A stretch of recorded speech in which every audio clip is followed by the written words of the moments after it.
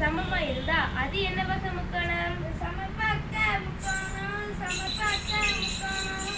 இரண்டு பக்கங்கள் சமமா இருந்தா அது என்ன வகை முக்கோணம்?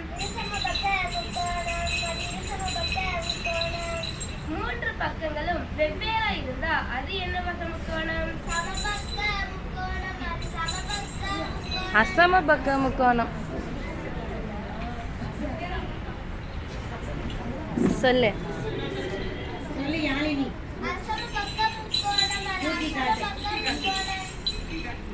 சமபக்க முக்கோணம், இரு சமபக்க முக்கோணம், அசமபக்க முக்கோணம் இப்படின்னு மூன்று வகை இருக்குதானக்கா? சரியா சொன்ன. மூன்று வகை இருக்கு.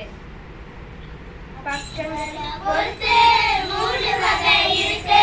கோணங்களை பொறுத்து மூன்று வகை இருக்கு. பக்கங்களை பொறுத்து மூன்று வகை இருக்கு. கோணங்களை பொறுத்து மூன்று வகை இருக்கு. மூன்று கோணங்கள்ல ஒரு கோணம் குறுங்கோணமா இருந்தா அது என்ன வகை முக்கோணம்? குறுங்கோண முக்கோணம், அது குறுங்கோண முக்கோணம். மூன்று கோணங்கள்ல ஒரு கோணம் செங்கோணமா இருந்தா அது என்ன வகை முக்கோணம்? செங்கோண முக்கோணம், அது செங்கோண முக்கோணம். மூன்று கோணங்கள்ல ஒரு கோணம் விரிகோணமா இருந்தா அது என்ன வகை முக்கோணம்? விரிகோண முக்கோணம், அது விரிகோண முக்கோணம். செங்கோண முக்கோணம் என்னதுக்கா?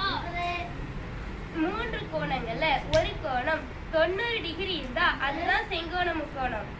அக்கா, முக்கோணத்தை பத்தி வேற எதுவும் இல்லையாக்கா? குறுங்கோணம், செங்கோணம், விரிகோணம் அப்படின்னு மூணு வகை இருக்கு கோணங்கள் அடிப்படையில. எல்லா கோணங்களின் கூடுதலும் 180 டிகிரி தானக்கா? ஆமா, எல்லா கோணங்களின் கூடுதலும் 180 டிகிரி தான். கரகேளு கரகேளு